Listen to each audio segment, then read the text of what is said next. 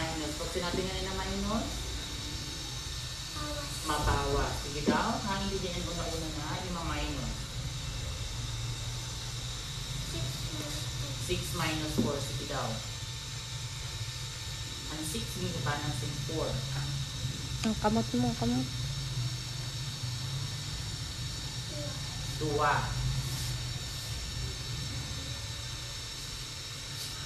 Narin masunod.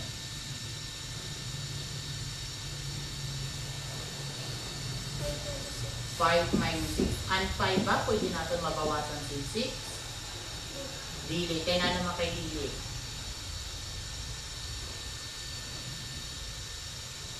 Ano pa na kay dili natin mabawas ng 6 sa 5? Kulang? Kulang ba? Ano daw kay dili natin mabawas ng 6 sa 5?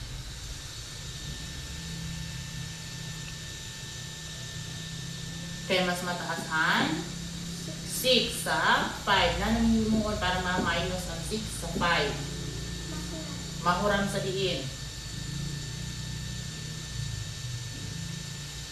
Kanino mahuram?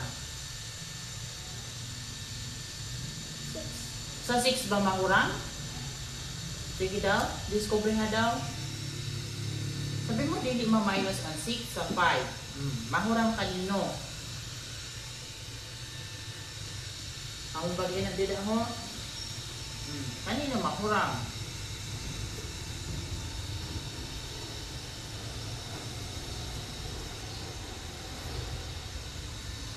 Sabihin ka daw mayan na makurang.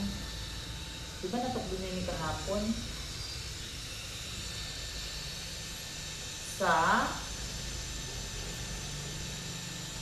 Sabihin ka daw makurang. Sa 3. Pero hinuramon mo sa 3. Mag-borrow ka sa 3. Pero ibabaro mo sa 3. Isa. Sige daw, borrow daw sa 3.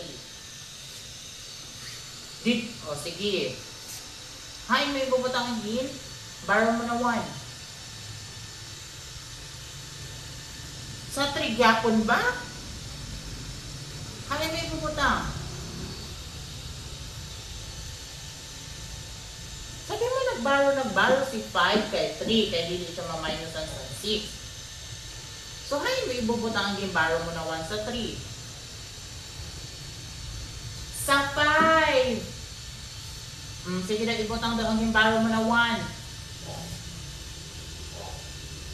Magiging, pera na siya. 15. Ito, anay hindi.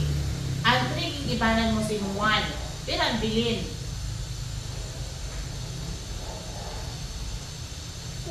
2. Hain mo ibubutang ang 2. Dili mo ba ibubutang ang 2? Hain mo na ibubutang ang 2. Sa taasan? Sa taasan 3. Ibutang ang 2. 15. Magiging? Ano sa pagbasa na number? 15. At 15, gibawasan sin 6. Pero ang bilin. May 15 ka daw kabilog, gibawasan mo sin 1. Para mapadali, magbilang ka hanggang 15 lang. Mag-focus ka dito sa 6. Nagtiran masunod sa 6? 7.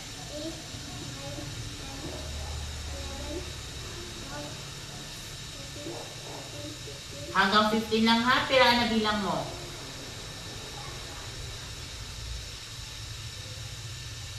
9. So, ibig sabihin, 15 minus 6 is equals to 9.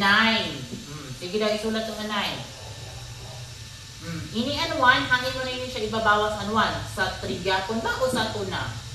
Sa 2. Magiging 2 minus 1. Ang duwag, iba na si Pusay. Pirang bilin.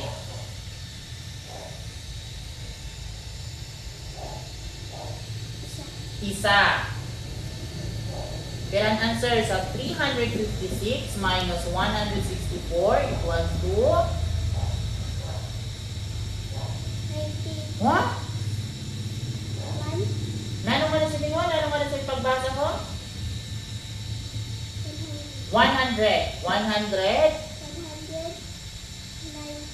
Nanong pera nga ni? 356 minus 164 equal to 192. 100. 92. 192. Otro.